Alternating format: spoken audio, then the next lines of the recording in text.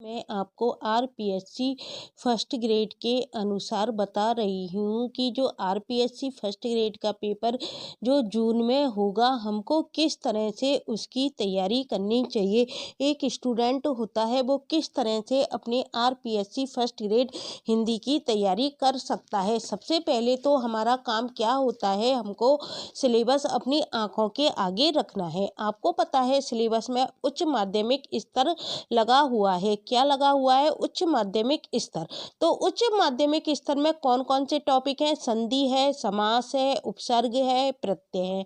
ये टॉपिक हम लगे हुए हैं। जब ये टॉपिक लगे हुए हैं तो इनके हमको क्या निकालने चाहिए? PYQ निकालने चाहिए। तो आज मैंने आपको एक फॉर्मेट तैयार करके दिया है कि किस तरह से आप अपनी तैयारी को धार दे सकते हो। तो देखो, पहला क्वेश्चन मैंने क्या बनाया है, सारे आपको क्या लेने हैं? PYQ लेने हैं। विभिन्न परीक्षाओं में जो प्रीवियस ईयर क्वेश्चंस हैं वो आपको सारे देखने पड़ेंगे, जिसके आधार पर आपको आइडिया लग जाएगा कि पेपर में किस तरह के क्वेश्चंस आते हैं। अब देखो, पहला क्वेश्चन मैंने क्या बनाया है, गायक में संधि है। आपको बताना है गायक में कौन सी संधि है। आपको पता है संधि कितने प्रकार की होती हैं? 3 प्रकार की, स्वर संधि, व्यंजन संधि और विसर्ग संधि। फिर स्वर संधि के भी भेद किए गए हैं, व्यंजन संधि के भी कई नियम है और विसर्ग संधि के भी नियम है। जो संस्कृत के स्टूडेंट हैं उनकी संधि तो टिप्स पर रहती है। क्यों रहती है? क्योंकि संस्कृत में सूत्रों का प्रयोग किया जाता है और सूत्र आसानी से याद हो जाते हैं। तो लेकिन ये जो संधि वाला पार्ट है, आपको समझ कर तैयार करना है। इसका रट्टाफिकेशन कभी मत लगाना है। यदि आप रट्टाफिकेशन लगाएंगे तो एग्जाम में आप जरूर गलत करके आओगे। कभी भी रटंत विद्या को आपको प्रोत्साहन नहीं देना है। आपको किसको प्रोत्साहन देना है? समझने की शक्ति को। विवेक शक्ति हमेशा जागृत होनी चाहिए। मैं कभी रटंत पर जोर नहीं देती हूँ। तो देखो, गायक में संधि क्या है। तो गायक में संधि आपको पता है, आय दिख रहा है। अब जैसे ये गायक है, इसको हमको सामने दिख रहा है, ये आय है, आय आय है। तो कौन सा हो गया? आपको पता है कि जो शब्द आते हैं, कौन कौन से शब्द आते हैं? आए। अब ये किस में आते हैं? अयादी संधि में आते हैं। तो इस तरह से हम इसका आंसर निकाल सकते हैं। तो गायक में देखो, गुण स्वर संधि नहीं होगी। गुण संधि में क्या आते हैं? ए ओ और आते हैं, जो कि इसमें हमको दिखाई नहीं दे रहा है। तो इसमें कौन सी संधि है? अयादी संधि। क्योंकि इसमें गायक में हमको क्या दिखाई दे रहा है? आय दिखाई दे रहा है। ये साफ साफ हमको क्या दिखाई दे रहा है? आय दिखाई दे रहा है। दीर्घ स्वर संधि होगी नहीं, यड़ संधि नहीं होगी। और हमको नियम क्या पता है कि आय कब आता है? जब क्या होता है?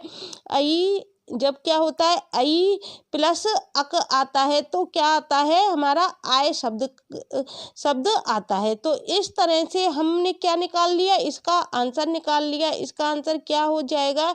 इसका आंसर हो जाएगा अयादी संधि। अब देखो, इस शब्द का निर्माण किस तरह से हुआ है। तो गायक शब्द का निर्माण हुआ है गे प्लस अक। अब इसके हम गायक के जब इसका संधि विच्छेद करते हैं तो ये आय है। आय का हमको पता है आई से बनता है, तो इसका क्या कर दिया हमने? आई कर दिया। अब ये क्या है? पीछे अक, ये भी वो हो जाएगा ए, ये बन जाएगा हमारा आय। और फिर ये पीछे क्या बचा? हमारा अक बचा। तो इस तरह से क्या बन जाएगा? ये गायक बन जाएगा। गे में क्या जुड़ जाएगा? ये जुड़ जाएगा आ। तो क्या बन जाएगा? ये हलंत वाला है, तो क्या बन जाएगा? ये गा। और फिर ये वाला, ये भी हलंत है, इसमें ए जुड़ जाएगा तो यह पूरा बन जाएगा और फिर कै पूरा बन जाएगा। इस तरह से हमारा किस शब्द का निर्माण हो जाएगा? गायक शब्द का निर्माण हो जाएगा। आप संधि वाली वीडियो देखना जो यूट्यूब पर कई लोगों ने डाल रखी है, उससे अपनी संधि वाले पोर्शन को पहले मजबूत करना, फिर ये सारे क्वेश्चन हल करना आप आसानी से कर लोगे। अब देखो, दूसरा पहला क्वेश्चन तो मैंने बनाया है संधि में से। अब संधि भी लगा हुआ है, समास भी लगा हुआ है, उपसर्ग भी लगा हुआ है सिलेबस में और प्रत्यय भी लगा हुआ है। दूसरा क्वेश्चन मैंने बनाया है प्रत्यय में से। निम्न में से किस शब्द में उपसर्ग का प्रयोग नहीं हुआ है? हमसे पूछा क्या जा रहा है? उपसर्ग का प्रयोग नहीं हुआ है। ऑप्शन क्या दे रखे? कहार, प्रहार, आहार और बिहार।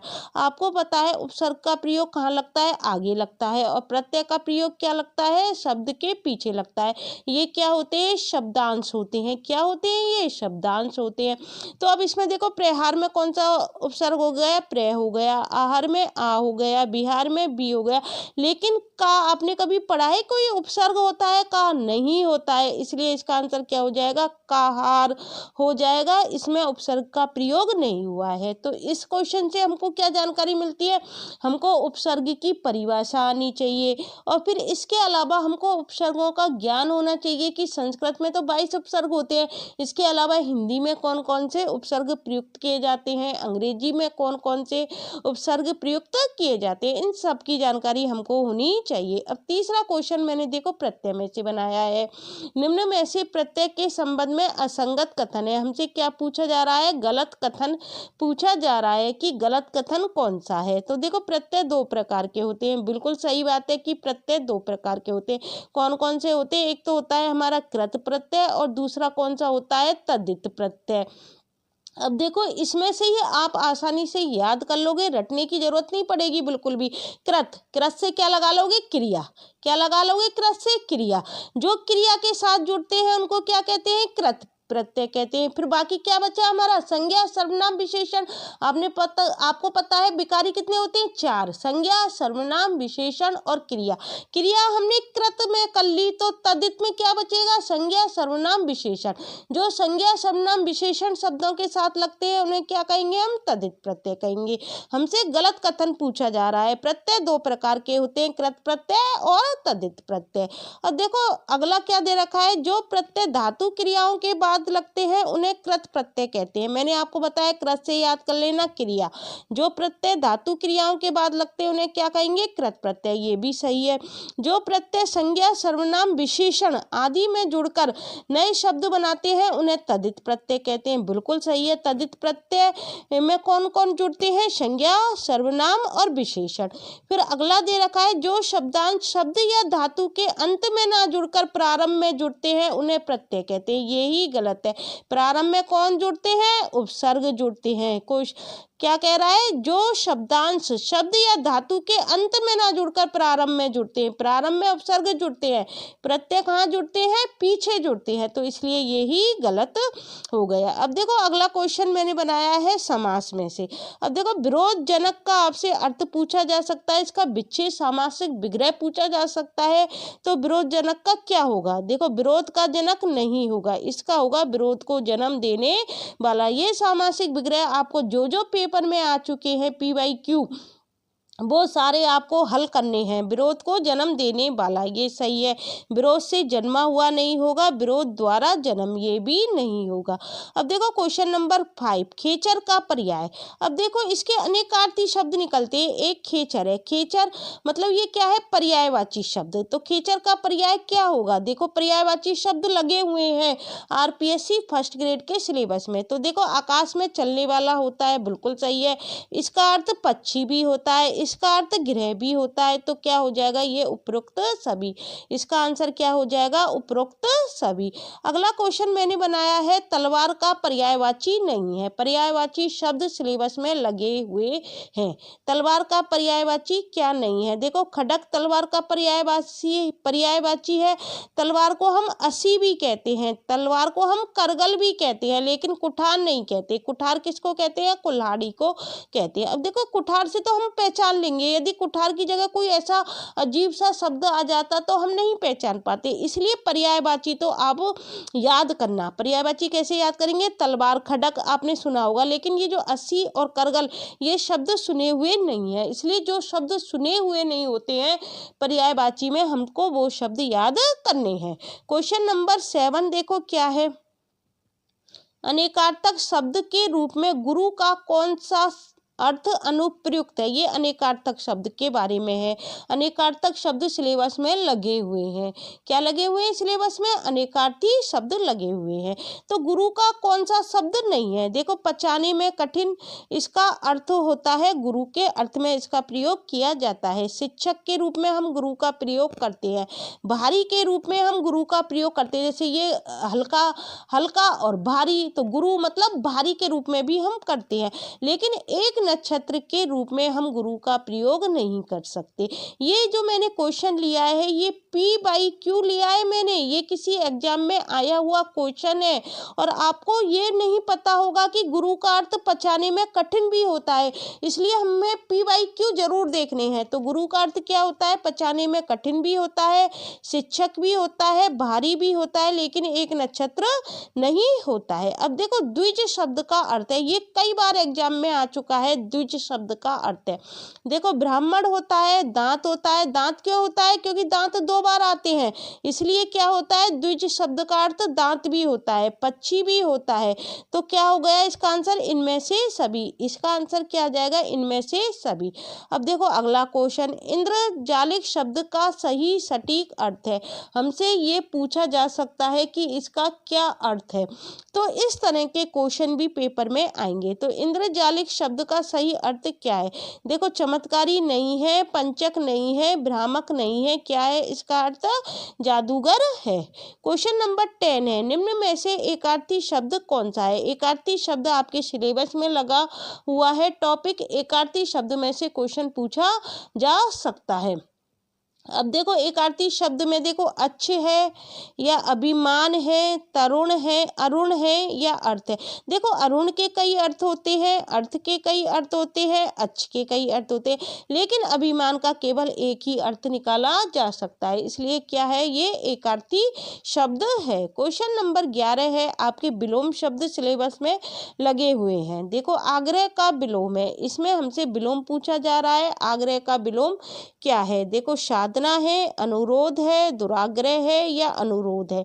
आग्रह का जो विलोम है वो क्या है? दुराग्रह है। क्या है? दुराग्रह है। ये भी किसी एग्जाम में आया हुआ शब्द है। फिर अगला क्वेश्चन है, आविर्भाव का विपरीत शब्द कौन सा है?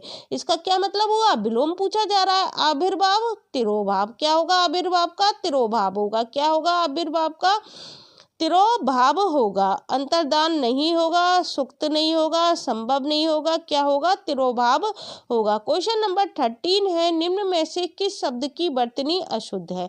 अब देखो आपका शुद्धिकरण टॉपिक लगा हुआ है। शुद्धिकरण में आपका एक तो लगा हुआ है वाक्य शुद्धिकरण और एक आपका टॉपिक लगा हुआ है शब्द शुद्धिकरण। तो ये मैंने जो लिया है ये शब्द शुद्धिकरण में से लिया है। तो देखो ये जो श्रृंगार है, देखो इस तरह से लिखा जाता है। ये थोड़ी क्या है, टाइपिंग में क्या है, इस तरह का लिखाई आ जाता है, इसलिए मैं आपको बता रही हूँ ये श्रृंगार है, हम इस तरह से लिखेंगे, इसमें ऊपर बिंदी भी लगेगी। ये सही है। उज्ज्वल सही है। उज्ज्वल में दोनों जे क्या आएंगे? आधे आधे आएंगे, याद रखना। अध्यात्म बिल्कुल सही है, लेकिन ये वाला जोशना मैंने लिखा है ये गलत है। जोशना कौन सा सही है? ये वाला सही है। हमेशा याद रखना जोशना शब्द में आधा तो तय आएगा और आधा से आएगा।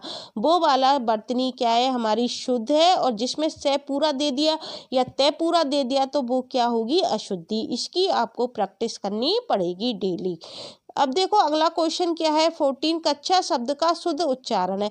अब इसको हमसे शुद्ध उच्चारण पूछा जा रहा है। तो कच्चा, कच्छ, कच्चा और या कच्चा, तो इनमें से जो ये जो छह है इसको तोड़ के लिखा गया है।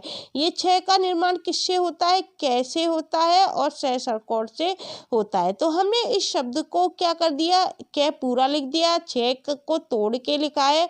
तो किस तरह से लिखा है हमने? कै को हलंत और सहस्रकोण। तो ये क्या हो जाएगा? हमारा शुद्ध उच्चारण हो जाएगा। ये P/Q है, पेपर में आया हुआ है। अगला क्वेश्चन 15 है, निम्न में से शुद्ध वाक्य कौन सा है? क्या पूछा जा रहा है? शुद्ध वाक्य पूछा जा रहा है। आपके सिलेबस में क्या लगा हुआ है? वाक्य शुद्धिकरण लगा हुआ है। देखो तुलसी ने मानस की रचना लिखी है, गलत है ये। तुलसी ने मानस की रचना लिखी है नहीं है, तुलसी ने मानस की रचना की है। अपराधी को मृत्युदंड दिया गया, ये बिल्कुल सही है। अपराधी को मृत्युदंड दिया गया। काल चक्र के पहिए से बचना संभव नहीं है, तो इसमें आ जाएगा काल चक्र से बचना संभव नहीं है, पहिए लगाने की जरूरत नहीं है। तो ये भी क्या हो गया? गलत हो गया। लक्ष्मण की मूर्छित होने पर राम विलाप करके रोने लगे। लक्ष्मण के है ये, लक्ष्मण के मूर्छित होने पर राम विलाप करके रोने लगे। तो विलाप कह लो या रोने कह लो, दो बार पुनरावृत्ति हो गई, इसलिए ये भी गलत हो गया। कौन सा शुद्ध वाक्य हो गया? अपराधी को मृत्युदंड दिया गया। अब देखो 16 इनमें से अशुद्ध वाक्य है, फिर अशुद्ध पूछा जा रहा है, ये ध्यान रखना है। शुद्ध पूछा जा रहा है या अशुद्ध पूछा जा रहा है। ऊपर वाले क्वेश्चन में क्या पूछा था? शुद्ध। अब पूछा है अशुद्ध। देखो आज मौसम अच्छा है, ये तो शुद्ध है। अब परीक्षा होने वाली है, ये भी शुद्ध है। मैंने पत्र भेज दिया है, ये भी शुद्ध है, लेकिन ये क्या है? अशुद्ध है। कल, आज और कल अवकाश रहेगा। कल ठीक है, आज भी ठीक है, आज के बाद क्या आता है? परसों आता है, तो ये कल जो लिख दिया ये गलत है।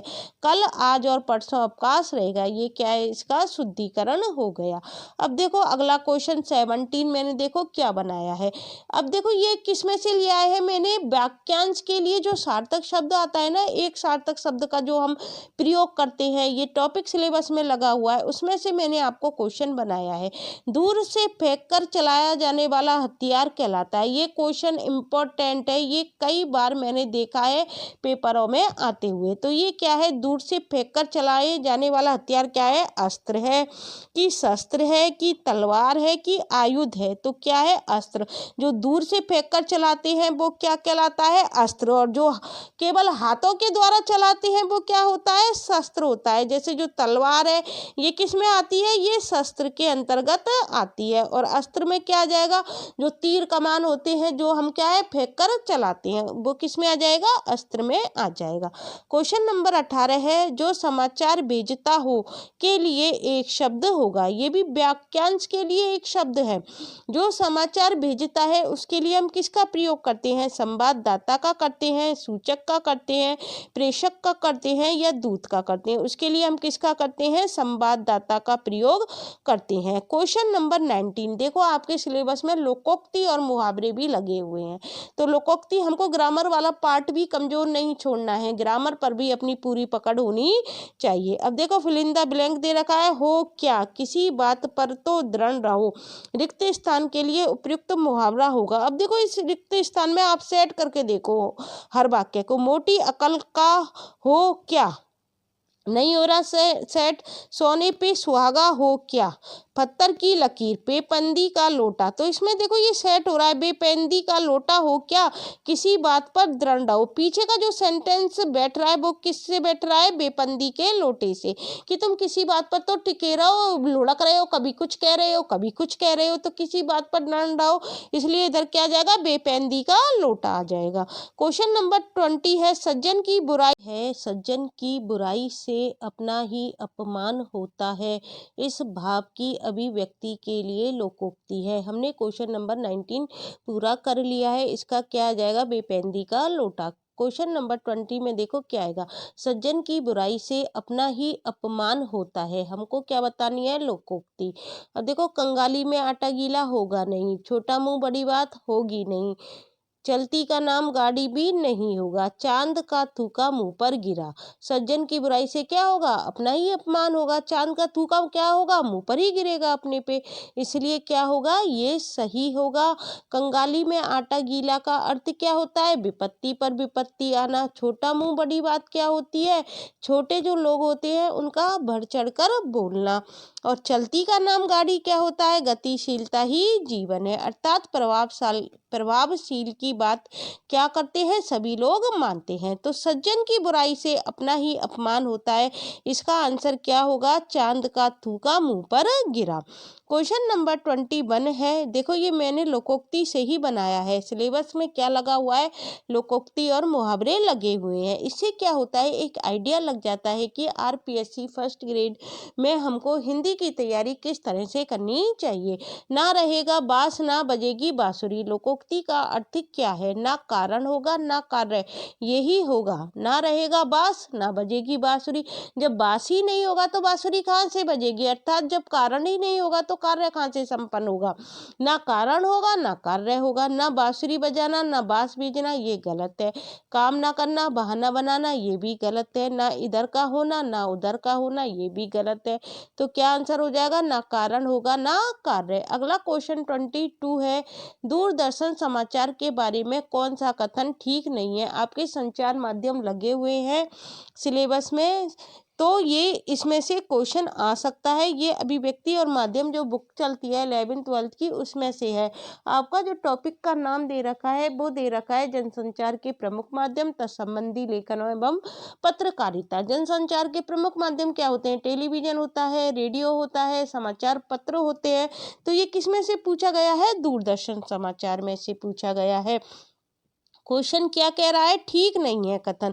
समाचार सत्यता पर आधारित, तो बिल्कुल बात सही है, सत्यता पर आधारित होनी चाहिए। समाचार लेखन निष्पक्ष होना चाहिए, ये बात भी सही है। चित्र महत्वपूर्ण हो और शब्द उसकी सहयोग की भूमिका में हो, ये बात भी सही है। शब्दों और चित्रों का तालमेल आवश्यक नहीं है, यही गलत है, क्योंकि शब्दों और चित्रों का तालमेल आवश्यक होना चाहिए। तो कौन सा कथन ठीक नहीं है? ये कथन ठीक नहीं है। क्वेश्चन नंबर 23 है, दूरदर्शन के बारे में क्या सही नहीं है? दूरदर्शन के बारे में पूछा जा रहा है। संचार के प्रमुख माध्यम क्या होते हैं? दूरदर्शन होता है, रेडियो होता है, इंटरनेट होता है, समाचार पत्र पत्रिकाएं होती हैं। तो सही नहीं है, गलत कथन पूछा जा रहा है। यह समाचार मनोरंजन और विज्ञापन का माध्यम बन गया है, बिल्कुल माध्यम बन गया है। मनोरंजन भी हम करते हैं, नाटक देखते हैं, गाने सुनते हैं, विज्ञापन भी आते हैं इसमें। दूरदर्शन जनमत निर्माण में महत्वपूर्ण सहभागी है, बिल्कुल सहभागी है। जीवंत दृश्यों की प्रस्तुति के कारण इसकी लोकप्रियता अधिक है, बिल्कुल लोकप्रियता अधिक है। हमको साक्षात दिखाया जा रहा है, कभी कभी हमको लाइव प्रोग्राम भी दिखाया जाता है, तो हम क्या देखते हैं? जीवंत दृश्य देखते हैं। इसके विज्ञापनों ने बहुराष्ट्रीय कंपनियों को दिवालिया बना दिया है, ये गलत है। बहुराष्ट्रीय कंपनियां तो क्या करती हैं? विज्ञापन देती हैं जिनसे उनका प्रोडक्ट का अधिक प्रचार हो, तो दिवालिया कहाँ से बना सकती है? तो ये कथन क्या हो गया? गलत हो गया। क्वेश्चन नंबर 24 है, कौन से शब्द युग्म का अर्थभेद सही नहीं है? शब्द युग्म सिलेबस में लगे हुए हैं, पूछे जा सकते हैं, सही नहीं है, गलत पूछा जा रहा है। देखो, अनिष्ट और अनिष्ट, ये वाला जो अनिष्ट है इसका अर्थ तो होता है बुरा, और इस अनिष्ट का क्या अर्थ होता है? निष्ठाहीन, ये तो सही है। अंश और अंश, अंश का होता है हिस्सा और अंश का मतलब होता है कंधा, ये भी सही है। तरंग क्या होती है? लहर होती है। और तुरंग क्या होता है? घोड़ा होता है। ये क्वेश्चन किस में आया हुआ है? आरपीएससी कॉलेज लेक्चर 2015 में आया हुआ है। अचल और अचला, अचल तो पर्वत होता है, ये तो बिल्कुल सही है, लेकिन जो अचला होती है वो नारी नहीं होती है। अचला क्या नहीं होती है? नारी नहीं होती है, तो इसलिए ये क्या हो गया? गलत हो गया। अब क्वेश्चन नंबर 25 देखते हैं। 25 में क्या बताया गया है? देखो, निम्न में से कौन सा संचारी भाव नहीं है? संचारी भाव पूछा गया है कि कौन संचारी भाव नहीं है। संचारी भाव कितने होते हैं? 33 होते हैं, है ना। तो स्वर भंग यही नहीं है संचारी भाव। अविद्या संचारी भाव है, उन्माद संचारी भाव है, व्याधि संचारी भाव है। और जो ये स्वर भंग है ये किस में आता है? ये आता है सात्विक अनुभाव में आता है। और सात्विक अनुभावों की संख्या कितनी है? 8। आपसे पूछी जा सकती है, सात्विक अनुभाव की परिभाषा पूछी जा सकती है, कितने होते हैं? 8 होते हैं। स्थायी भाव कौन कौन से होते हैं? और व्यभिचारी भाव किसे कहते हैं? कितने प्रकार के होते हैं? रस सिद्धांत आपका पूरा लगा हुआ है, रसों के प्रकार। आपको रस सिद्धांत तो पूरा डिटेल में पढ़ना पड़ेगा। रस सिद्धांत से संबंधित एक वस्तुनिष्ठ प्रश्नावली मैं आपको पूरा करा दूंगी। क्वेश्चन नंबर 26 है, करुण को एकमात्र रस किसने माना है? जो करुण है उसको एकमात्र रस किसने माना है? भोज ने माना है, भामे ने माना है, भरत मुनि ने माना है, कि भभूति ने माना है? करुण को एकमात्र रस किसने माना है? भभूति ने माना है। फिर अगला क्वेश्चन 27 है, मौलिक रूप से व्यंजना कितने प्रकार की बनती है? अब देखो, जो व्यंजना है वो कितने प्रकार की बनती है? व्यंजना क्या है? ये शब्द शक्ति है। शब्द शक्ति कितने प्रकार की होती है? शब्द शक्ति वाला टॉपिक आरपीएससी फर्स्ट ग्रेड के सिलेबस में लगा हुआ है। शब्द शक्ति 3 प्रकार की होती है, अभिधा, लक्षणा और व्यंजना। हमसे पूछा है व्यंजना कितने प्रकार की होती है? 4, 3, 2 या 5। तो व्यंजना जो होती है वो 3 प्रकार की होती है। कौन कौन सी होती है? एक तो होती है हमारी अभिधा मूला शाब्दी व्यंजना, और एक होती है लक्षणा मूला शाब्दी व्यंजना, और एक होती है आर्थी व्यंजना। जो मतलब शाब्दी व्यंजना है उसके तो 2 भेद हो गए, अभिधा मूला और लक्षणा मूला, और आर्थी व्यंजना का एक है। तो ये व्यंजना कितने प्रकार की हो गई? 3 प्रकार की हो गई। तो आज मैंने आपको केवल 27 क्वेश्चन ही कराए हैं। इसके द्वारा मैं आपको बताना चाह रही हूँ कि आरपीएससी फर्स्ट ग्रेड में किस तरह के क्वेश्चन आते हैं। देखो इसमें मैंने ज़्यादा टॉपिक नहीं लिए, केवल मैंने संधि वाला टॉपिक लिया है, आपको संधि के एक क्वेश्चन कराया है, समास का लिया है कि समास से किस तरह से क्वेश्चन आएंगे। इसके अलावा मैंने कौन सा टॉपिक लिया है, उपसर्ग वाला टॉपिक लिया है कि उपसर्ग से किस तरह से क्वेश्चन बनते हैं। प्रत्यय वाला टॉपिक लिया है, पर्यायवाची शब्द लिए हैं मैंने इस टेस्ट के अंदर, विलोम शब्द लिए हैं, अनेकार्थी शब्द लिए हैं, वाक्यांश के लिए सार्थक शब्द लिया है, शब्द शुद्धिकरण लिए हैं, वाक्य शुद्धिकरण लिया है। इसके अलावा मैंने मुहावरे और लोकोक्ति के क्वेश्चन लिए हैं और मैंने जनसंचार के प्रमुख माध्यम लिए हैं। शब्द शक्ति का मैंने एक क्वेश्चन लिया है, रस के भी मैंने एक दो क्वेश्चन लिए हैं। सिलेबस हमारा क्या है, पूरा डीपली है। ये केवल मैंने किससे लिए हैं, उच्च माध्यमिक स्तर से लिए हैं। इसमें मैंने अलंकार के क्वेश्चन नहीं कराए आपको, छंद के नहीं कराए, काव्य गुण के नहीं कराए, और इसके अलावा जो टॉपिक लगा हुआ है कविता, कहानी, वार्ता, रिपोर्टाज, डायरी लेखन विषयक, वो भी मैंने नहीं कराए हैं। उसके क्वेश्चन मैं आपको कल की वीडियो में कराऊंगी। इस तरह से हम डेली टारगेट लेंगे, डेली हम 30 क्वेश्चन करा करेंगे, और वो भी किसके ऊपर आधारित रहेंगे, केवल हिंदी के ऊपर आधारित रहेंगे। उच्च माध्यमिक स्तर के क्वेश्चन रहेंगे जिसमें मैं संधि के भी लेकर आऊंगी, समास, उपसर्ग, प्रत्यय, शब्द शक्ति, अलंकार, छंद, काव्य गुण, काव्य रस आदि क्वेश्चन करेंगे। तो इससे क्या है, हमारी समझ शक्ति पूरी विकसित हो जाएगी। और अलग से टॉपिक की यदि मेरे पास टाइम हुआ तो वो भी मैं आपके लिए वीडियो प्रोवाइड करा दूंगी। स्नातक स्तर की वीडियो यदि आपको देखनी है तो मैंने अपने चैनल पर आदिकाल पूरे क्वेश्चन आदिकाल के करा दिए हैं। इसके अलावा भक्ति काल के पूरे हो गए हैं, कृष्ण काव्य के 20 क्वेश्चन और कराने हैं। मैंने आपको 100 क्वेश्चन कराए हैं, और जो क्वेश्चन कराए हैं वो सारे PYQ हैं, उनको आप जरूर देख लेना। और स्नातक स्तर वाले पार्ट के भी मैं आपको प्रश्नोत्तरी जरूर करवाऊंगी। इसके अलावा जो स्नाकोत्तर पार्ट लग रहा है उसके प्रत्येक टॉपिक के PYQ मैं अलग से लेकर आऊंगी। यदि आपको ये वीडियो अच्छी लगती है तो इसे अन्य छात्रों के लिए शेयर करना मत भूलना। Thank you guys.